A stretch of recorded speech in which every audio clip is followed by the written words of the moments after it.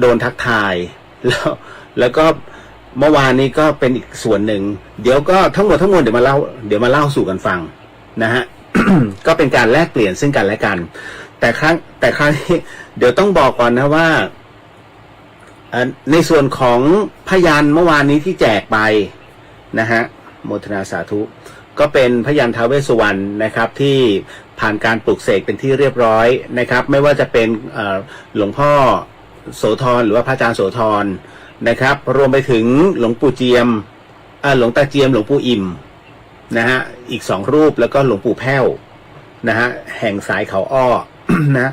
ก็ทั้งหมดทั้งมวลนั้น4รูปด้วยกันซึ่งเป็นพระสุปฏิปันโนแล้วยังได้หลวงพี่ต้นวัดสันติธรรมนั้นนะฮะของหลวงพี่ต้นเป็นแผ่นใหญ่นะฮะเดี๋ยวอันนั้นเดี๋ยวจะแจกอีกทีหนึ่งนะฮะ ท่านก็เมตตาอธิษฐานจิตให้นะครับก็เลยเมื่อวานนี้หลายๆท่านก็ได้ไปแล้วนะฮะแล้วบางท่านก็ยังมีความสงสัยว่าผิดที่ ร่วมพิธีกรรมผิดที่อันนี้เข้าใจเดี๋ยวจะอธิบายให้ฟังทั้งหมดเลยนะฮะว่าตอบข้อสงสัยหลายๆท่าน นะฮะต้องบอกว่านี่คือรายการเดอะเฮียนนะครับเดอะเฮียนดำเนินรายการโดยพี่เลียวนะพุทธิสิทธิ์รัตนสมบูรณ์แล้วก็กพลทองพับนะฮะก็จะเป็นในส่วนตรงเนี้ยไม่ได้เดินตามกันหรอกเพียงแต่ว่าแยกกันทำงานป๋องก็จะอยู่ในส่วนกรุงเทพพี่เลียวก็จะอยู่ในส่วนของภาคพื้นของภาคเหนือนะฮะทั้งหมดทั้งมวลเป็นเวลา14 ปีนะครับที่เราได้จัดรายการตรงนี้มาจัดบ้างเทปบ้างนะครับแต่ว่าทั้งหมดทั้งมวลนั้นอยู่บนพื้นฐานของธรรมะบันเทิงนะฮะเราไม่เคยไปนำเรื่องราวไปกระทบใครถ้าคนคนนั้นไม่ผิดผมกำลังยกตัวอย่างนะฮะกรณีที่เขาเรียกว่ามารทางศาสนานะฮะทั้งหมดทั้งมวลเมื่อก่อนนี้ผมซัดหนักเลยออกอากาศเลยนะครับอันนั้นเป็นเพราะว่าผิดจริงๆเราเห็นว่าผิดจริงๆแล้วก็ไม่สมควรทำหลังจากนั้นทางภาคเหนือเนี่ยฮะก็เริ่มมีการจัดระบบระเบียบนะครับการจัดระบบระเบียบของคณะสงฆ์ก็เริ่มซาลงบ้างก็จำได้ไหมฮะกรณีสามเณรแล้วก็นุ่ง เขาเรียกห่มผ้าเหลืองเป็นกิโมโนแทบจะไม่มีนะฮะเพราะว่าเดี๋ยวนี้ถ้าห่มกิโมโนปุ๊บเรียกมาศึกเลยเชียงใหม่เป็นอย่างนั้นนะฮะตอนนี้ก็คือเริ่มแล้วฮะเริ่มเป็นคือเนนเนี่ยท่านมีแค่ศีล10แต่ถ้าทำประพฤติผิดก็ต้องศึกเหมือนกันนะฮะเพราะว่าเวลาเนนบวชเนี่ยต้องมีพระอุปชาเหมือนกับพระภิกษุนะฮะเพียงแต่ว่าไม่ต้องเขาเรียกไม่ต้องรับศีลใหญ่นะฮะก็แค่รับศีลเบื้องต้นก็แค่นั้นนะฮะส่วนพระเมื่อก่อนนี้เยอะมากใช้คำว่าบันเดาะ เยอะมากนะฮะผมเชื่อมั่นว่าไม่จำเป็นต้องผีเห็นผีเวลาท่านไปไหนดูก็รู้แล้วว่ารูปนี้ใช่ไม่ใช่ acting มันบอกนะฮะแต่ทั้งนี้ทั้งนั้นเนี่ยก็ต้องบอกว่า เราต้องทำความเข้าใจก่อนว่ากรณีพระที่ท่านในอดีตเคยเบี่ยงเบนใช้คำนี้แล้วกันในอดีตท่านเคยเบี่ยงเบนนั้นแต่ปัจจุบันนั้นต้องบอกก่อนนะครับว่าเรื่องของบุรุษเพศเนี่ยนะฮะอย่างเงี้ยฮะมีมาตั้งแต่พุทธกาลนะฮะดังนั้นต้องดูเรียกว่าปฏิปทาและความมุ่งมั่นของท่านถ้าท่านละในเรื่องของสิ่งที่เป็นอยู่หมายถึงว่าตัวกามอ่ะเอาง่ายๆนะฮะ อันนี้น่านับถือนะเพราะท่านมีใจเป็นที่ตั้งนะฮะท่านมีความมุ่งมั่นพระนิพพานแล้วก็มุ่งมั่นในการเผยแผ่เพราะฉะนั้นไปว่าท่านไม่ได้แต่ถ้าเมื่อไหร่ก็ตามที่เกิดไปตรวจแล้วก็พบเจอเรื่องราวประเภทแบบนี้ที่เห็นกันนะฮะอันเนี้ยนะฮะเรียกว่าประเภทอารัชชีพวกนี้ต้องดูบั้นปลายของชีวิตนะฮะก็เห็นมาหลายรายบั้นปลายไม่ดีไม่เคยจบดีสักรายเพราะว่าแรงกรรมมันทวีคูณเพราะว่ามันคือสูงสุดแล้วอะสูงสุดของความเป็นบุรุษก็คือบุรุษเพศ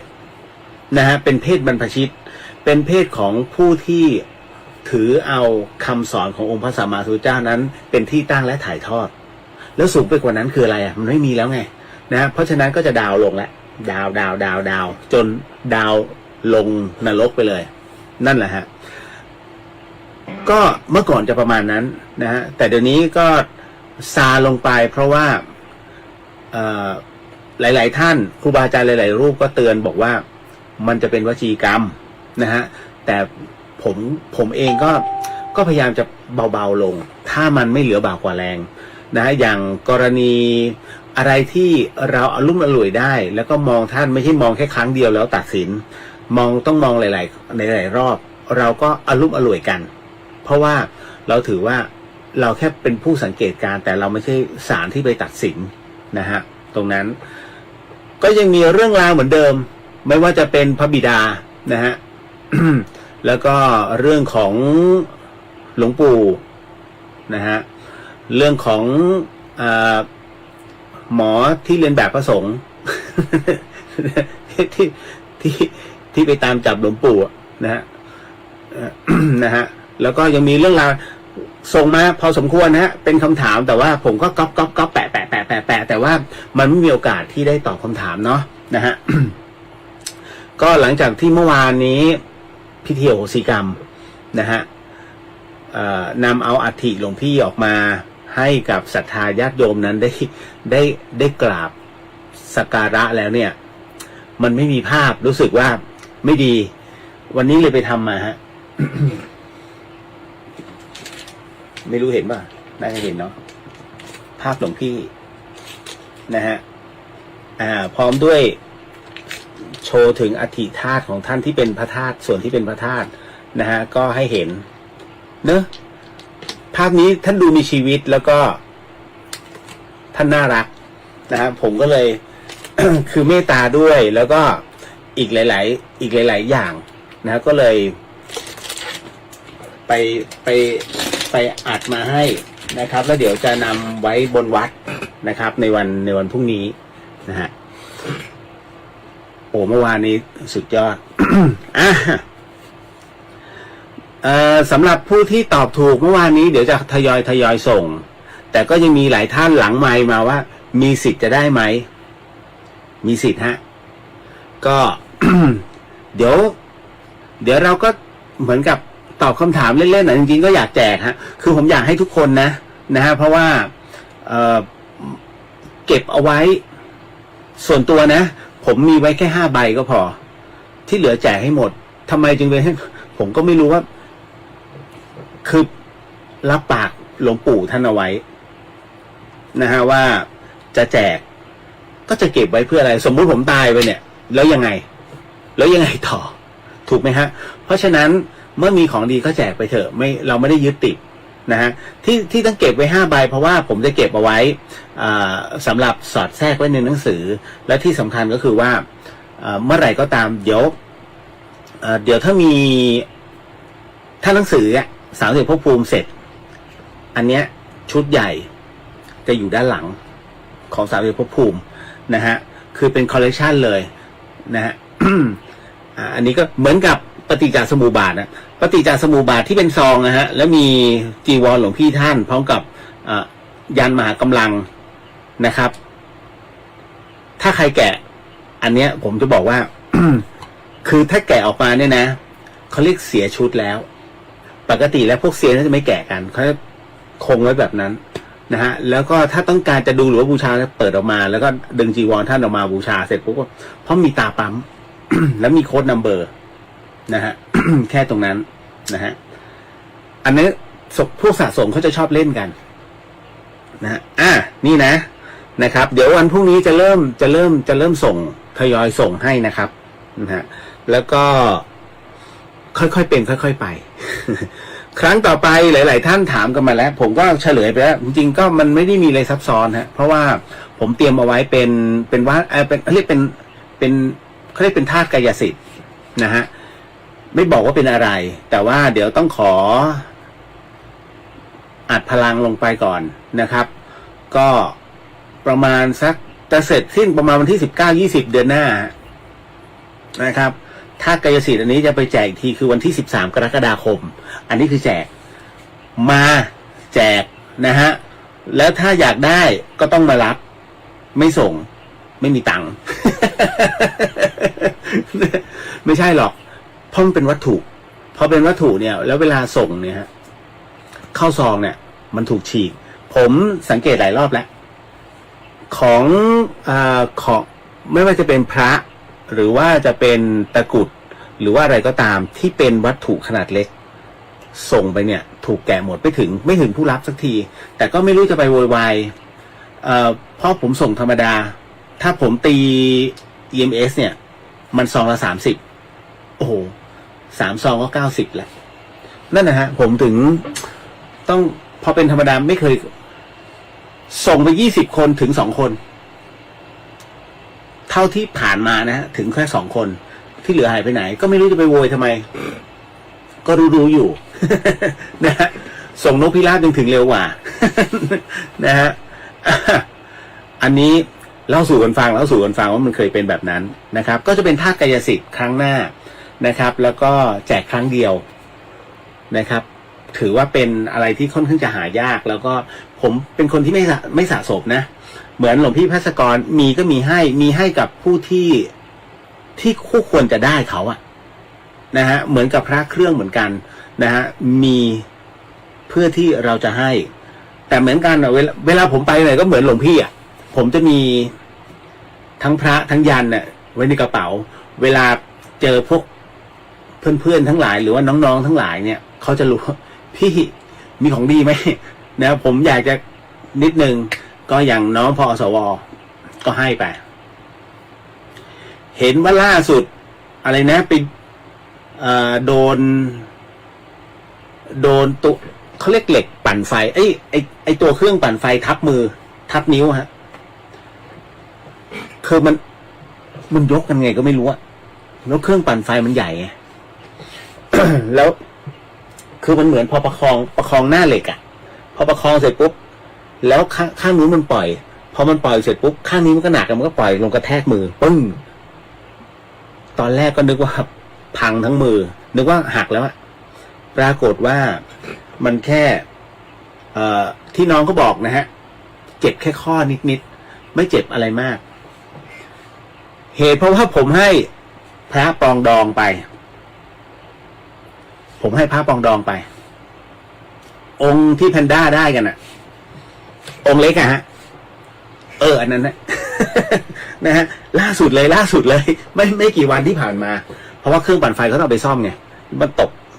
นะฮะแล้วก็ทับมือนั่นน่ะแล้วพอขึ้นมาตอนแรกเขาคิดว่าปวดมากคือจะร้องอะแต่ไม่มันแปลกอยู่กับปูนนะฮะไม่ได้ดินนะฮะแล้วพอเอาขึ้นมาเสร็จปุ๊บก็ประมาณว่าตรงข้อมือของเขาเนี่ยมันถลอกนี่แค่นั้นไม่ได้มีอะไรมาก น้องบอกเฮ้ยมันแปลกนั่นแหละครับก็เป็นอีกหนึ่งเรื่องเล่าสู่กันฟังไม่ได้มาบอกว่าเฮ้ยโอ้โหพี่เลียวให้ของวิเศษไม่ใช่วิเศษไม่วิเศษขึ้นอยู่กับพลังศรัทธานะฮะเดี๋ยวอีกสักครู่หนึ่งเดี๋ยวเรานำเดี๋ยวพี่เลียวจะนำเข้าว่าศีลก่อนเนาะว่าข้อศีลก่อนแล้วเดี๋ยวเราค่อยไปดำเนินรายการกันเป็นเรื่องเป็นฉากๆไปนะฮะว่ามันเกิดอะไรขึ้นบ้างในวันโกนแล้วก็ในระหว่างเดินทางพี่เลียวไปกราบครูบาอาจารย์รูปใดบ้างนะฮะนิดนึงแล้วก็จากนั้นก็เราก็เล่ากันสนุกสนานสงสัยตรงไหนค่อยถามกันนะเดี๋ยวขออนุญาตนิดนึงพอดีก็ทักทายน้องๆเข้ามานานๆเข้ามาทีนะฮะแล้วก็นานๆได้อยู่ห้องดีใจเอาจริงนะวันเนี้ยผมต้องไปที่บ้านรักไทยแล้วบ้านรักไทยที่แม่ฮ่องสอนนะครับกับหน่วยพอสวแต่ที่มันไม่ไปเพราะว่าหัวหน้ากลุ่มดันไปเป็นกลุ่มเสี่ยงก็เลยยกเลิกไม่งั้นผมต้องไปแล้วไม่งั้นวันนี้ก็1อาจจะได้ออนแอร์จากตรงนู้น2เป็นเทป คือไม่ได้จัดอีกแล้วนะโชคดีฮะเพราะเขาเกิดเป็นกลุ่มเสี่ยงของโควิดก็เลยไม่ไปนะฮะขออนุญาตเนาะ ดี๋ยวดูก่อนนิดนึงสวัสดีทุกท่านนะครับนะฮะพี่สุสวัสดีค่ะน้องเรียนแล้วก็ทุกท่านสวัสดีครับพี่สุฮะนะครับ แล้วก็มาถึงสาธุสวัสดีค่ะคุณเดียวสวัสดีครับนะฮะพี่ชายสวัสดีครับสวัสดีครับพี่ชายนะฮะโมทนาสาธุเนาะนะฮะคุณกุ้งสวัสดีค่ะสวัสดีฮะกุ้งนะครับกุ๊บกิ๊บสวัสดีนะครับพี่เรียวรู้สึกว่าทำพิธีอโหสิกรรมแรงกว่าครั้งก่อนมากค่ะระหว่างทำพิธีได้ยินเสียงหวีดร้องแล้วก็จะร้องไห้ตอนท่องคำอโหสิกรรมค่ะอาจจะเป็นอาการสภาวะธรรมก็เป็นได้ค่ะคิดบวกหรือเป็นอีกคนหนึ่งที่นั่งหน้าจ๋อยอยู่ตรงลานโพค่ะจนเลยถามพี่ละออค่ะเลยรู้อายจัง อ๋อเอาละฮะ กุ๊กกี้บอกว่าหนูศรัทธาพี่เลียวค่ะเรื่องสัจจะขนาดเกิดเหตุฉุกเฉินพี่เลียวก็ทำให้สำเร็จค่ะและการบูชาท้าวเวสสุวรรณให้หาใน YouTube ได้เลยใช่ไหมใช่ครับก็ตามเหตุปัจจัยเนาะนะฮะคุณสุมนาสวัสดีค่ะนะฮะ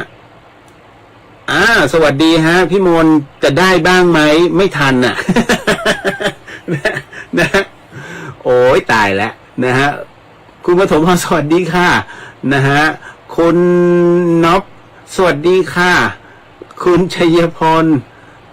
สวัสดีครับคุณเลียวสวัสดีครับผมเจอลาดสวัสดีครับพี่เลียวเพิ่งกลับมาจากวิ่งไรเดอร์ครับรู้สึกเหนื่อยแล้วก็เบื่อบางทีก็อยากจะนิพพานในชาตินี้เลยอธิษฐานฮะโมทนาสาธุคืออธิษฐานเอาไว้คนเราต้องมีเป้าหมายนะฮะเป้าหมายพระนิพพานนะฮะคุณชัยพลเรื่อง30ภพภูมิจะพิมพ์เป็นหนังสือหรือครับไม่ทราบว่าจะวางขายเมื่อไหร่ไม่ขายฮะคืออย่างนี้หลวงพี่ภาสกรบอกว่าการทำตำราขึ้นมาเนี่ยนะฮะในเรื่องของพระพุทธศาสนาหรือว่าข้อธรรมต่างๆไม่ใช่ของเราไม่ใช่ของใครสักคนข้อธรรมทั้งหมดนั้นเป็นของพระพุทธเจ้านะฮะและพระพุทธเจ้าท่านทรงถ่ายทอดให้กับเรียกว่าพระอสีติมหาสาวกแล้วท่านเหล่านั้นก็นำกระจายสู่เผยแผ่ครูบาอาจารย์ของเรานั่นแหละเพราะฉะนั้น30ภพภูมิแค่ตัวหนึ่งในกระพี้ของพระพุทธศาสนาผมใช้คำว่ากระพี้เพราะว่าอันเนี้ยด้วยหลักของ30ภพภูมิเป็นเขาเรียกว่าจะบอกว่าเป็นนิทานนะฮะแต่ว่าเป็นนิทานที่สุดยอดมากซึ่งประพันธ์ขึ้นหรือว่าแต่งขึ้นในสมัยพระเจ้าฤทัยนะฮะเพราะฉะนั้นอันเนี้ยมันเป็นคำถามต่อไปว่าเฮ้ยเรารู้ได้ยังไงว่านรกมีกี่ชั้นสวรรค์มีกี่ชั้นนะฮะนรกมีกี่ขุมสวรรค์มีกี่ชั้นเก่งมากครับแล้วมันเป็นไปตามตรงนั้นมันยังเป็นคำใบ้อยู่ว่ารู้ได้อย่างไรใช่ไหมฮะ ไม่ว่าจะเป็นอาจารย์ท่านใดก็แล้วแต่นะฮะคือไม่มีใครตอบได้หรอกเอาจริงๆนะผมเองก็เอาตรงนั้นขึ้นมาแต่ทั้งหมดทั้งมวลมันเป็นข้อธรรมเพราะฉะนั้นผมเองก็ไม่ได้มีปัจจัยฮะในการทำตรงนี้แต่ว่าพอทำขึ้นมาเสร็จปุ๊บเนี่ยผมก็จะให้น้องๆนะฮะที่ศิลปากรเนี่ยนะครับที่เรียนด้วยกันเนี่ยฮะต่างคนต่างก็เป็นด็อกเตอร์ไปแล้วผมก็ด็อกนี้เอาไปเรื่องหนึ่งด็อกนี้ไปอีกเรื่องหนึ่ง มึงเขียนมาหน่อยแต่ละคนนะฮะน้องๆทั้งนั้นนะครับ ก็เลยแล้วเขาโอเคเพราะว่าผมก็เข้าไปในไลน์ของกลุ่มผมแล้วนะฮะแล้วครั้งเนี้ยก็คือว่าผมจะต้องทำเป็นเรื่องให้จบก่อนว่านรกแต่ละขุมมันมีอะไรบ้างแล้วถึงได้โยนขุมเนี้ยให้คนนี้ขุมนี้ให้คนนี้นะฮะแล้วผมก็คือเป็นแค่ผู้รวบรวมแล้วก็จัดวางอีกทีหนึ่งนะแล้วจะเอาตรงไหนที่ใส่เป็นหนังสือกลฮะแล้วต้นทุนสูงผมเชื่อมั่นแค่คิดผมก็รู้แล้วว่ามันเป็นต้นทุนที่สูงมากครับจริงๆเล่มหนึ่งถ้าขายผมคิดว่าน่าจะประมาณพันอัพเชื่อสิ เพราะมันไม่ได้ทำง่ายๆเมื่อเปิดออกมาแล้วเนี่ยถ้าอยากจะรู้ว่าสีมหาโพธิ์ที่องค์พระสัมมาสัมพุทธเจ้านั้นท่านได้นั่งตรัสรู้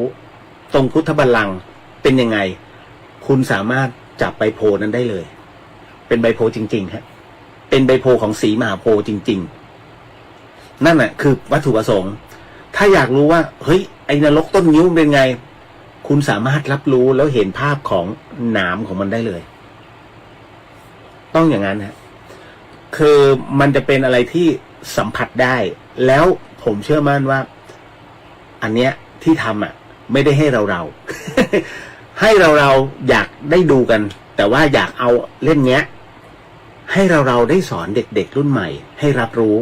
แม้เขาไม่เชื่อแต่เขาสัมผัสได้อยากให้เป็นเช่นนั้นนะจริงๆเพราะว่าอันเนี้ยจะพูดถึงในเรื่องของความต้องการของใครหลายๆคนไม่ว่าจะเป็นประเภทปัญญาธิกะนะฮะหรือแม้แต่เป็นพวกสาวกหรือว่าจะเป็นวิริยาธิกะนะฮะก็ชอบตรงไหนนะฮะจะบำเพ็ญกี่อสงไขยแล้วแต่มันจะมีบอกหมดเลยนะอันนี้มันจึงเป็นตำราที่ค่อนข้างต้องพิถีพิถันแล้วก็ต้องรอบคอบพอสมควรเพราะว่าหลวงพี่เคยเตือนไว้ว่า การเขียนหนังสือต้องแม่นถ้าเราทำอะไรผิดพลาดไปแม้แต่1ประโยคมันถึงชีวิตเพราะนั่นคือการเผยแพร่เขาเรียกว่าของปลอมออกไปแล้วทำให้คนหลงเชื่อมันจึงมีผลกับชีวิตเหมือนครั้งหนึ่งที่พระอาจารย์ภาสกรนั้นก็เคยประสบมานะฮะในการเรียกว่าใช้คำในปฏิจจสมุปบาทแค่คำเดียวเกือบตายผมจึงวางใจตรงนี้ไม่ได้ก็ต้องค่อยๆเป็นค่อยๆไปยังไม่เสร็จฮะก็เอามาปรับดูเรื่อยๆปรับดูเรื่อยๆว่ามันยังไม่เข้านะฮะ แล้วเดี๋ยวพอเสร็จปุ๊บเนี่ยก็ต้องหาครูบาอาจารย์มาตรวจสอบอีกรอบหนึ่งนั่นนะฮะมันถึงจะเป็นหนังสือขึ้นมาได้นะฮะมันไม่ได้ทำง่ายๆฮะหนังสือพุทธศาสนานะครับก็จะแจกให้ฟรีนั่นแหละเรื่องของเรื่องแต่ว่าก็อาจจะต้องระดมทุนกัน ผมเป็นคนที่เอาจริงนะผมขอห้างร้างอะไรพวกนี้ไม่เป็นเพราะว่าการขอหรือว่าอะไรตรงเนี้ยเขาจะมีข้อแม้เยอะนะฮะแล้วเราไม่ใช่ผ้าเหลืองแต่เราเป็นแค่ผ้าขาวเราเป็นแค่บุคคลคนหนึ่งนอกจากพี่ๆญาติธรรมเก่าๆที่เขารู้จักเราเฮ้ยอ๋อนี่น้องหลวงพี่ภาสกรมาแล้วอันนี้ผมพูดได้เพราะว่ามันคุ้นเคยไงแต่ว่าเราจะเข้าไปบริษัทใหญ่ๆเพื่อขอทุนเพื่อทำหนังสือเขาคงไม่ให้ นะฮะ คุณมุนาเหงือกหายเป็นปกติหรือยังคะมันยังมีรู้สึกบวมนิดๆแต่ว่าพูดได้นะฮะพูดได้ดี โอ้ไม่งั้นเมื่อวานแย่ฮะนะฮะเดี๋ยวนะครับหลังไมค์ไปบอกมีจะแบ่งถูกต้องฮะมีจะแบ่งครับแต่มันต้องมีข้อแม้ด้วยถ้าแบ่งหมดตายเลยขอมา1,000 คนผมตายเลยกุ๊บกิ๊บการอธิษฐานเข้าพระนิพพานได้อานิสงส์อย่างไรครับพี่เลียวแล้วทำไมเจ้ากรรมนายเวรคอยซัดบุญเราตลอดคะทั้งที่อยากได้บุญคอยขัดบุญเราตลอดคะทั้งที่อยากได้บุญสาธุสำหรับคำตอบค่ะการเข้าพระนิพพานนั้นหมายถึงว่าการอธิษฐานเป้าหมายครับทุกคนต้องมีเป้าหมายถึงไม่ถึงว่าอีกเรื่องหนึ่งแต่ว่าเมื่อเรามีเป้าหมายแล้วเราก็ต้องหาทางว่าพระนิพพานไปแบบไหนไปอย่างไรเด็กรุ่นใหม่ไม่รู้ว่าอะไรวะนิพพานผมพูดง่ายๆนะคือเราไม่ต้องการจะเกิดอีกแล้วถ้าในชาติปัจจุบันคุณเกิดมาแล้วมีความทุกข์อยู่เรื่อยๆเฮ้ยถ้าทุกข์ขนาดนี้อย่าเกิดเลยไหมเขาถึงอธิษฐานพระนิพพานเพราะว่าทำไมเพราะว่าวัฏฏะสงสารคือการเวียนว่ายตายเกิดที่ยังคงมีอยู่เรื่อยๆนะฮะเพราะว่ามันเป็นเรื่องราวที่ต้องหมุนเวียนผ่านไปนะฮะแต่ถ้าเป็นผู้ที่มีเป้าหมายในพระนิพพานวันหนึ่งจะถึงฮะแล้วนะตรงนั้นเราไม่รู้หรอกว่าวันนี้เรายังวนเวียนอยู่กับสิ่งร้าวทั้งหมดนะโลกธรรมทั้งหมดนะฮะแต่ทั้งนี้ทั้งนั้นเนี่ยเมื่อเวลามันถึงนะเมื่อเราถึงเวลาตรงนั้นเนี่ยมันอาจจะเบื่อทั้งหมดแล้วสลัดทั้งหมดทันที เร่งปฏิบัติจนถึงพระนิพพาน ผมมีตัวอย่างให้นะครับมีพระรูปหนึ่งนะครับเอาง่ายๆว่าคือท่านก่อนที่จะมาบวชเนี่ยฮะ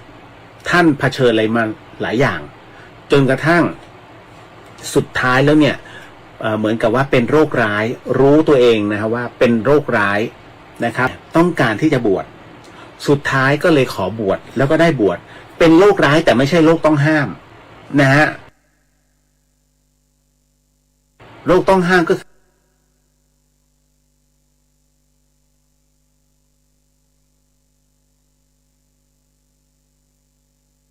คือพวกโรคทางเพศมาพร้อมเลยทั้งหมดเลยฮะ นะฮะปรากฏว่าตอนที่ท่านมรณภาพลงนะฮะแล้วก็เผากระดูกท่านน่ะเป็นบางส่วนนะฮะเป็นทับทิมนะฮะก็ยังถ่ายรูปมาตอนนั้นหลวงแม่ยังอยู่นะที่ธรรมสถานผมก็ยังสงสัยเลยว่าหลวงแม่ตรงนี้กระดูกอันนี้พระธาตุของใครหรอท่านบอกว่าพระใหม่แต่เนี่ยผลของการที่เร่งปฏิบัติทั้งหมดคือท่านตัดห่วงได้หมดนะฮะ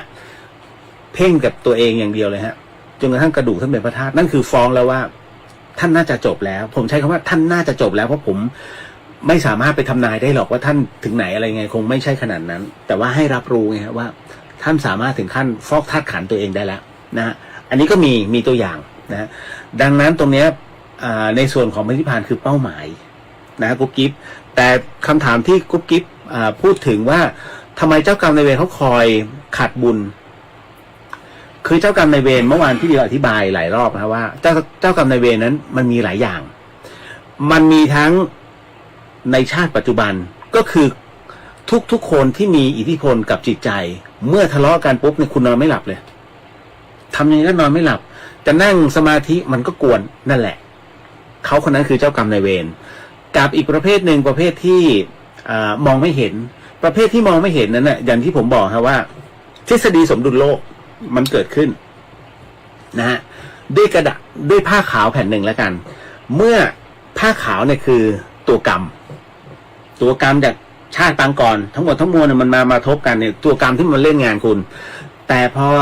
เราได้ทำพิธีโอสิกรรมพอเข้าพิธีโอสิกรรมเสร็จปุ๊บเนี่ยจิตใจน้อมนำแห่งความศรัทธาบางส่วนนะฮะเขาก็อโหสิกรรมให้เมื่ออโหสิกรรมให้เสร็จปุ๊บมันเกิดช่องว่างทันทีถูกไหมอ้าวจากกรรมที่เคยเต็มอ่ะบางส่วนเขาอโหสิไปแล้วเมื่ออโหสิไปแล้วมันก็กลายเป็นรูพุนแต่ทฤษฎีสมดุลโลกนะฮะทฤษฎีสมดุลโลกบอกไว้ว่า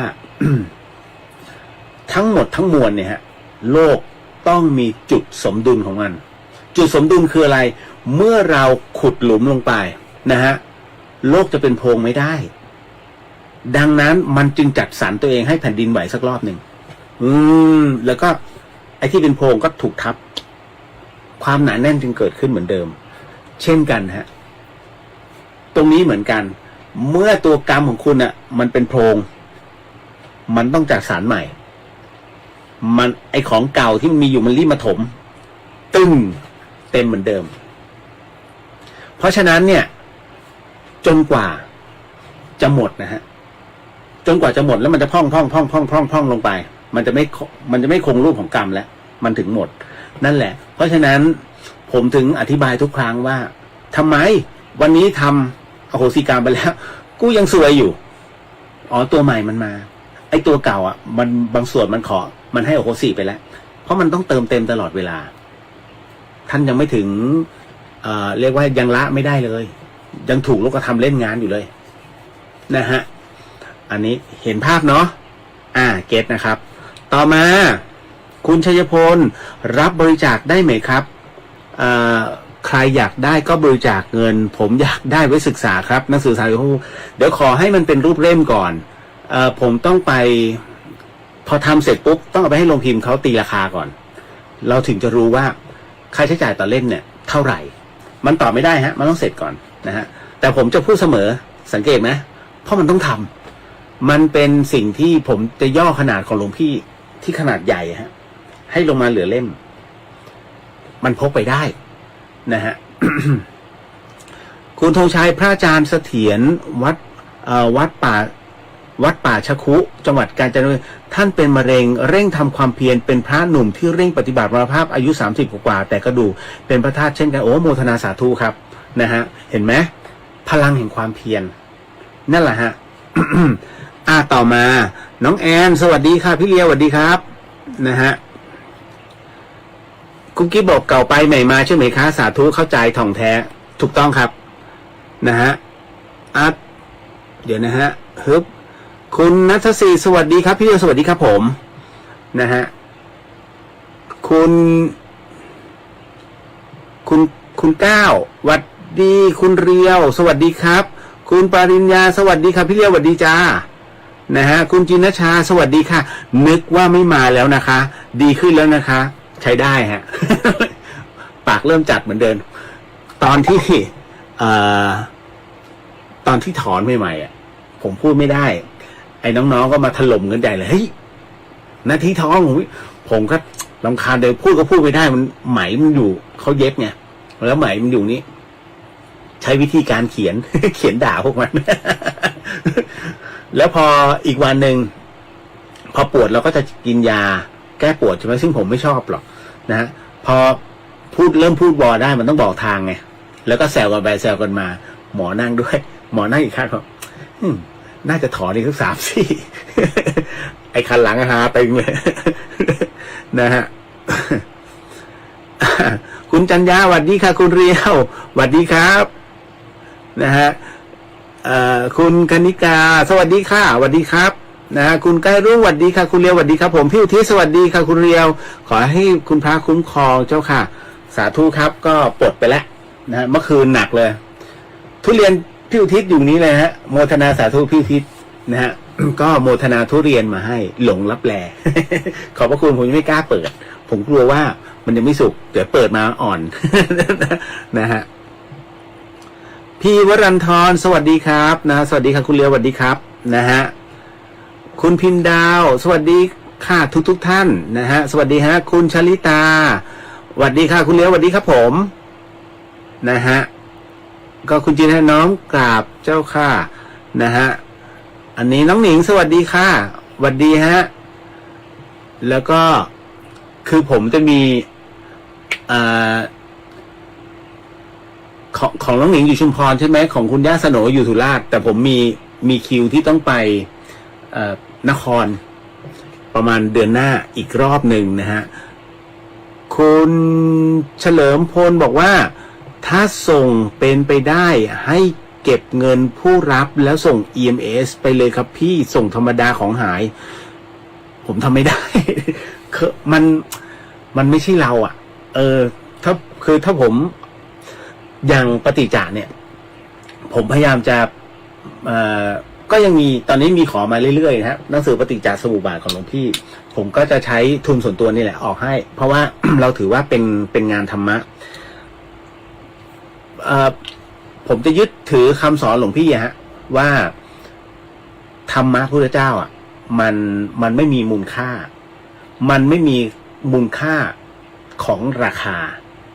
เพราะมูลค่าของธรรมะสูงกว่านั้นเยอะมากแต่ธรรมะมีมูลค่าทางจิตใจนะเพราะว่าพออ่านแล้วเนี่ย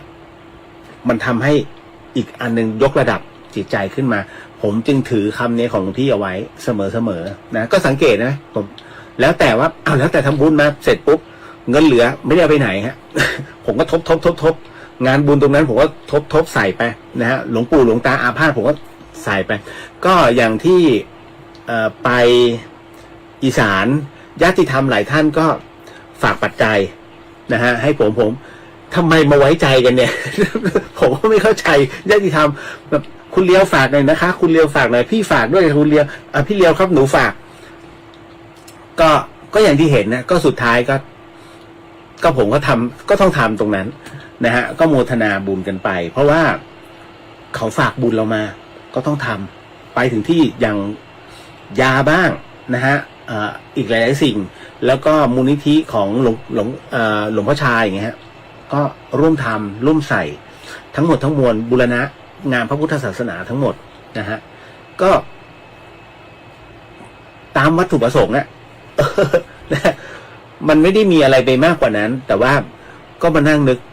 เอ๊ะทำไมเขาต้องมาฝากเราน้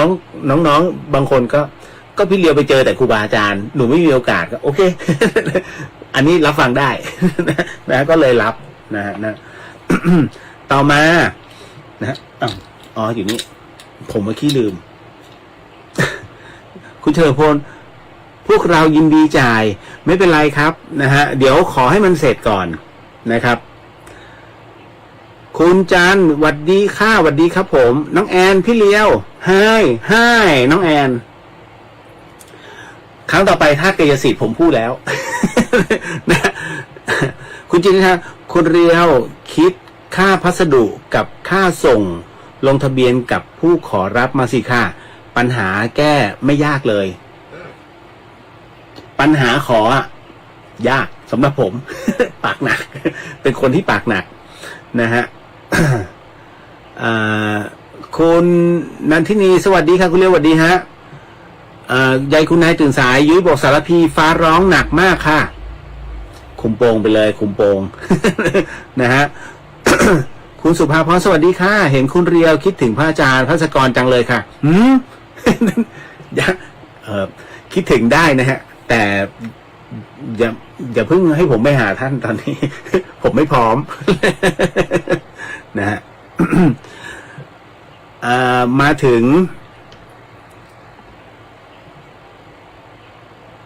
ยุ้ยบอกว่าดีค่ะพี่เลียวคิดถึงแต่ไม่ถึง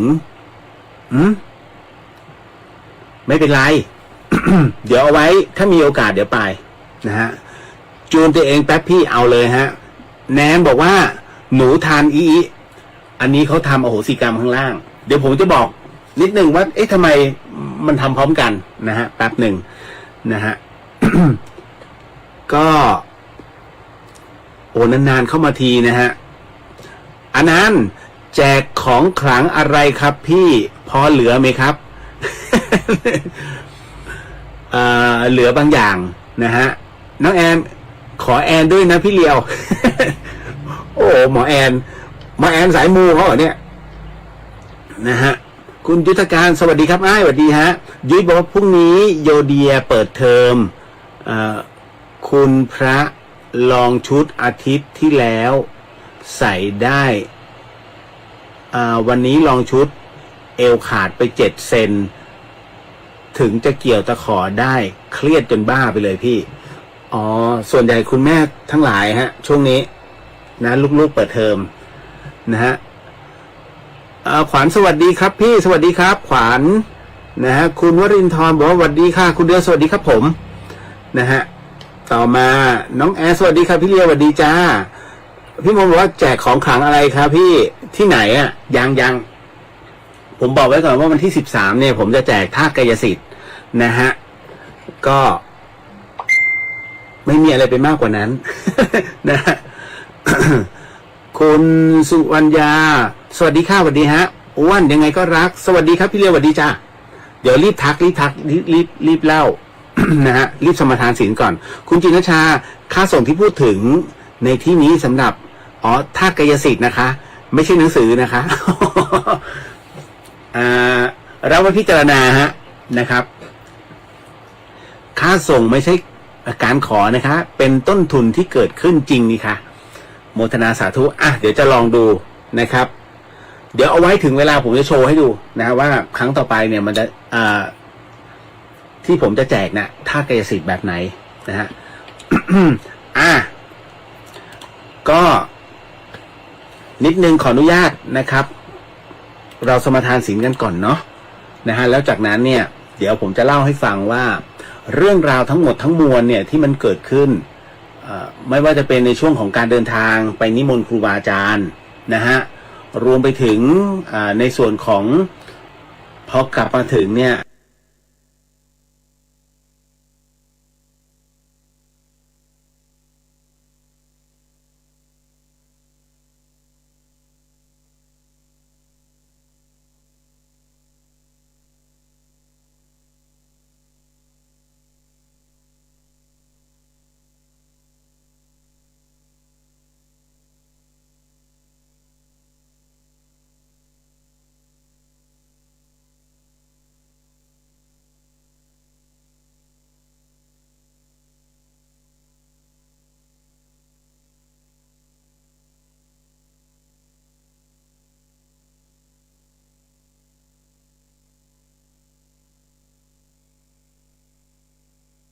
และเป็นช่วงวันโกนยิ้มก็นี่คือพระภาสกรของแท้เลยเนี่ยยิ้มอย่างนี้นะครับ ก็วางไว้ตรงนี้ก่อนเห็นไปปลายไม่เป็นไรเนาะถ้ามาตรงนี้เดี๋ยวไม่ได้ ขออนุญาตครับ เดี๋ยวเรามาน้อมจิตพร้อมกันนิดนึงนะครับ ขออนุญาตนะครับ ก็ท่านใดที่ไม่สามารถ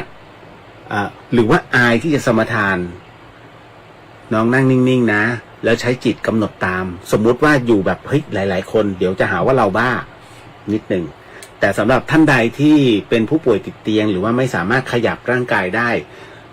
จิตนั้นให้น้องพนมมือแล้วก็เดินจิตตามนะครับแล้วกันส่วนท่านใดที่สามารถว่าตามได้ก็ว่าตามนะฮะบางท่านศีลที่เหนือกว่าผมก็คือศีล 8ไม่เป็นไรฮะโมทนาบุญด้วยนะครับอันนี้ก็ขอเป็นภาพรวมของส่วนรวมก่อนแล้วกันเนาะนะฮะ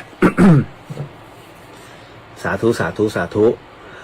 นะโมตัสสะภะคะวะโตอะระหะโตสัมมาสัมพุทธัสสะนะโมตัสสะภะคะวะโตอะระหะโตสัมมาสัมพุทธัสสะนะโมตัสสะภะคะวะโตอะระหะโตสัมมาสัมพุทธัสสะพุทโธธัมโมสังโฆศีลข้อ 1ไม่ฆ่าสัตว์ศีลข้อ 2ไม่ลักทรัพย์ศีลข้อ 3ไม่ประพฤติผิดในกาม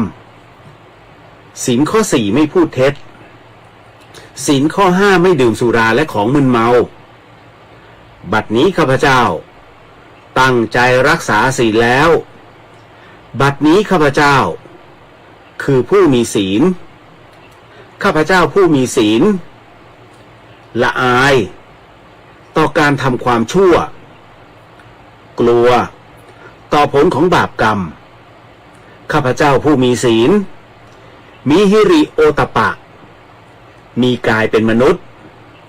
มีใจเป็นเทวดาเป็นมนุษย์เทโว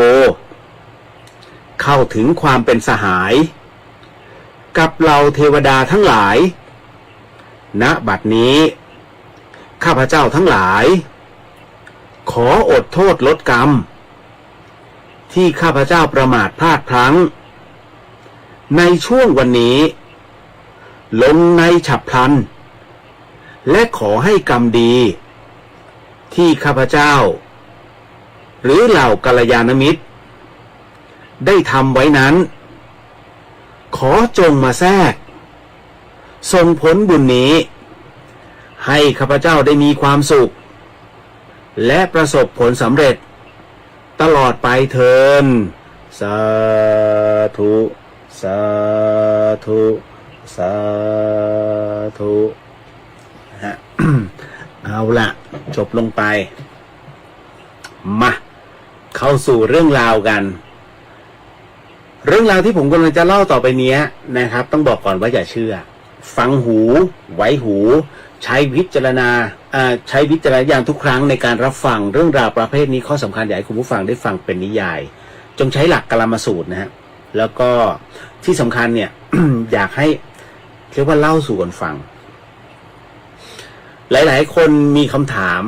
นะฮะว่าก็คือเขาไม่รู้ว่าแบ็กกราวด์ผมประมาณไหนอะไรยังไงก็เดี๋ยวบอกก่อนแล้วกันว่าผมเป็นอีกคนหนึ่งไม่ใช่เป็นบุคคลที่วิเศษวิโสมาจากไหนแค่คนหนึ่งที่เคยครั้งหนึ่งเคยเสียชีวิตไปแล้วนะฮะแต่การเสียชีวิตนั้นไม่ได้เสียชีวิตนานจนเกินไป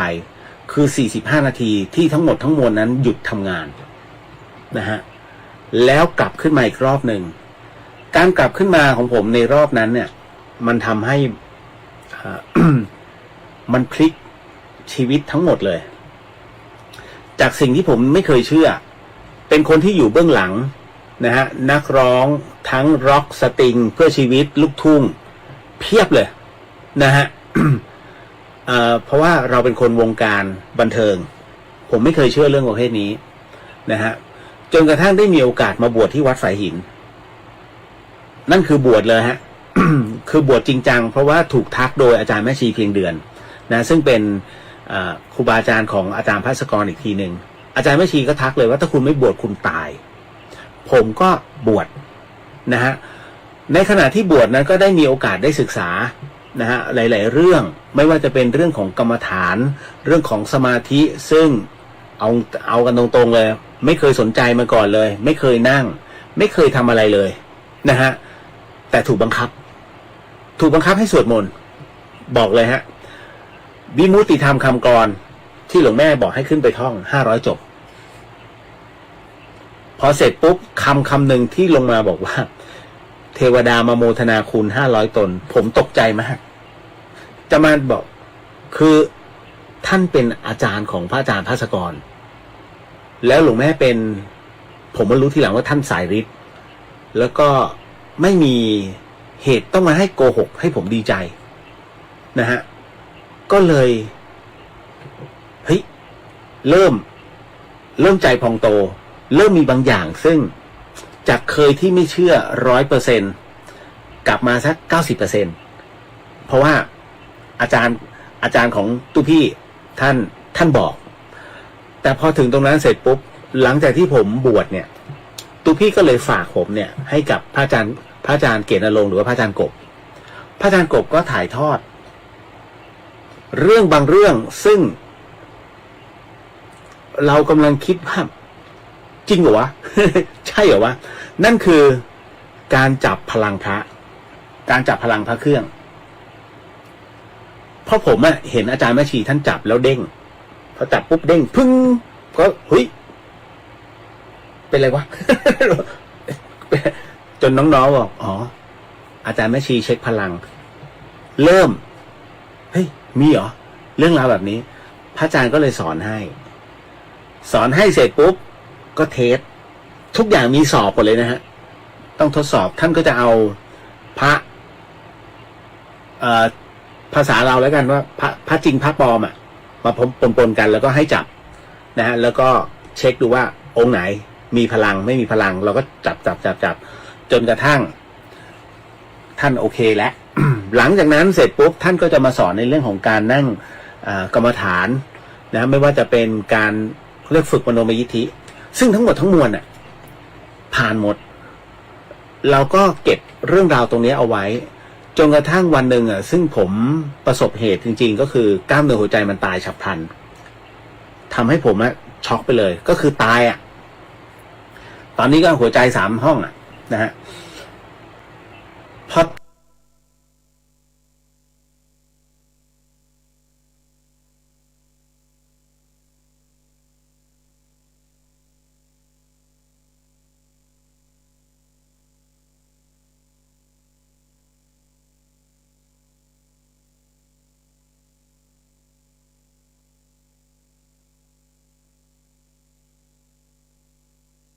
ตื่นขึ้นมาอีกรอบหนึ่งเนี่ยนะไม่นั่นแหละพอถึงตรงนั้นเสร็จปุ๊บเนี่ยเรามีความรู้สึกว่าไม่มีความสุขแล้วฮะเริ่มไม่มีความสุขเริ่มกูบ้าปะวะจริงๆนะคุณเสร็จปุ๊บเนี่ยคุณจะมานั่งนึกเลยเฮ้ยเราบ้าปะวะหรือเขามาจริงๆหรือเขาเป็นมีตัวจนกระคือไอตอนที่ตายไปสัมผัสอยู่แล้วแต่พอมาถึงเนี้ยมันเห็นคำว่าตลอดเวลาคุณเข้าใจใช่ไหมไม่ว่าจะเป็นกลางวันกลางคืนเห็นหมด ไม่ไหวเลยคุยกับพระอาจารย์ก็เลยเขาเรียกท่านเลยสอนปิดสวิตช์ให้ถ้าท่านอยากรู้ที่ผมเป็นอีกรูปหนึ่งที่เป็นเหมือนผมหลวงพิธีที่อยู่กับพระอาจารย์กบอันนั้นท่านเห็นมาแต่กำเนิดเห็นผีเลยนั่นน่ะผมไม่เชื่อตอนแรกไม่เชื่อเลยนะฮะจนกระทั่งมาเจออะไรที่เขาว่าไม่เชื่อนะฮะพอเจอด้วยตัวเองมันพูดไม่ออกนะฮะ เพราะผมกลัวคำหนึ่งว่าเป็นไงละมึง นะเพราะคำเนี้ยหลวงพี่ภาสกรพูดกับผมเป็นไงละมึง เชื่อแล้วหลวงพี่ นั่นคือสิ่งที่พอมันพบมันคุณจะเห็นว่าทำไมพระอาจารย์ภาสกรเนี่ยจึงชอบเรื่องแบบนี้ไปทุกที่ท่านไปพิจารณาไปพิสูจน์ถ้าใช่นะท่านก็จะบอกเฮ้ยมึงต้องลองแต่ถ้าไม่ใช่เนี่ยท่านจะเก็บไว้ในใจแล้วไปแค่ครั้งเดียว ท่านจะไม่สนใจเลย เพราะว่าของปลอมไงนะฮ ะ พอถึงตรงนั้นเสร็จปุ๊บเนี่ยไอ้สิ่งตรงเนี้ยมันก็ติดตัวผมมาตลอดนะฮะพยายามจะไม่เห็นนะฮะแต่ว่า อยากเห็นคือเห็นไม่อยากเห็นก็คือไม่เห็นนะฮะ ผมมีโอกาสเดินทางไปทั่วประเทศไทยนะฮะเจอบ้างไม่เจอบ้างผมพยายามจะไม่เดินทางคืนวันเพ็ญคือขึ้น15 ค่ำเนี่ยไม่เดินทางเด็ดขาดเพราะว่าเคยแล้ว2 รอบนะฮะขับรถขึ้นเชียงใหม่นะรอบหนึ่งนะแล้วก็อยู่ไปไหนกับเพื่อนสักอย่างอ่ะโอ้โหคุณเอ้ยมันเป็นอะไรที่ จะบอกว่าเฮ้ยมึงโม้คุณก็คือผมอ่ะเฮ้ยโม้แล้ว แต่ถ้าเจอวันใดที่เจอด้วยตัวเองเนี่ยคุณจะพูดไม่ออกเพราะผมพูดไม่ออก ผมอยู่ในฐานะของคนที่ไม่เคยเชื่อมาก่อนแล้วก็พอได้มาประสบพบเจอเนี่ยมันอึ้งแล้วเราถ่ายทอดจะถ่ายทอดเขายังไงอ่ะเฮ้ยระวังเจอผีนะเฮ้ยนี่แล้วคุณจะเจอคำถามผีเป็นไงหรอไหนไม่เห็นเลยเอ้าถ้าเห็นเขาไม่เรียกว่าผีหรอกแล้วอธิบายที่ผีมันก็คือเรานี่แหละคนธรรมดานี่เลยไม่ใช่มาเป็นไอ้ห้อยไอ้โหนที่มาดูน่ากลัวไม่ใช่นะที่ผมเจออ่ะ ยกเว้นว่า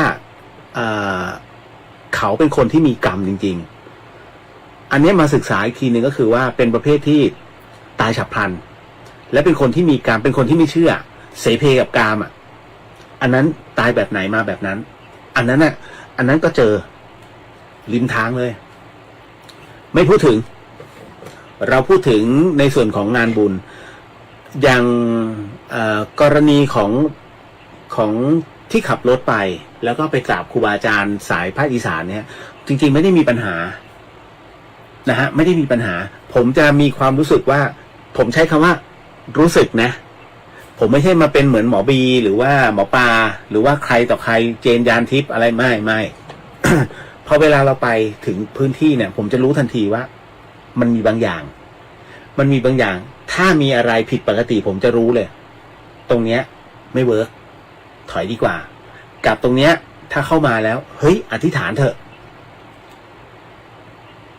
ถ้าคือผมไปเนี่ยผมไปกราบหลวงปู่เหลืองที่วัดกระดึงทองแต่ไม่เจอท่านนะเข้าไปร่มรื่นมากหลวงปู่เหลืองน่าจะ96 พรรษานะ96 พรรษานะที่บุรีรัมย์นะฮะมีโอกาสไปนะต่อมาผมก็ไปขับรถไปเรื่อยๆก็ไปกราบหลวงพ่อเยื้อนนะฮะที่หลวงพ่อเยื้อนที่วัดเขาศาลาอาตุฐานอะไรนะวัดเขาศาลาอดุลฐานจาโรที่สุรินทร์แล้วหลังจากนั้นก็มากราบเขาเรียกว่ากระท่อมของหลวงปู่สวงที่ท่านถอดจิตคือละสังขารนะพอเข้าไปถึงตรงเนี้ยถ้าคุณมีโอกาสไปที่สุรินทร์หลวงปู่สวงทราบใช่ไหมฮะฉายาท่านคือเทวดาเดินดิน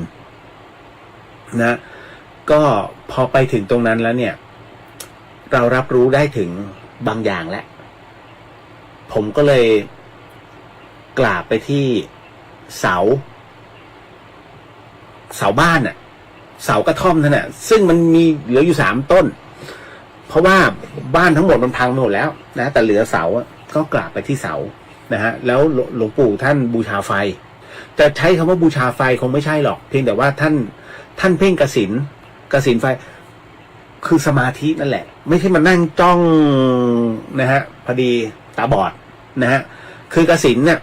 เป็นหนึ่งในกรรมฐานนะฮะแค่จดจำแล้วก็หลับตาแล้วก็จำอารมณ์นะแล้วก็ทำสมาธิไปนะฮะตรงนั้นมีพลังมากแล้วก็หลังจากนั้นก็ได้ไปกราบสังขารของท่านแต่คราวนี้ถ้าใครที่มีโอกาสขึ้นไปที่เขาพระวิหารเขาเรียกว่าผาหมออีแดงตอนที่ขึ้นไปเนี่ยจะมีอันนึงเขาเรียกว่าปราสาทโดนตรวนที่ปราสาทโดนตรวนนั้นเนี่ยมันอีไมล์แมปเนี่ยก็พาไปคุณพาช่วยผมก็เฮ้ยภาพมันแปลกๆเว้ย ขับรถไป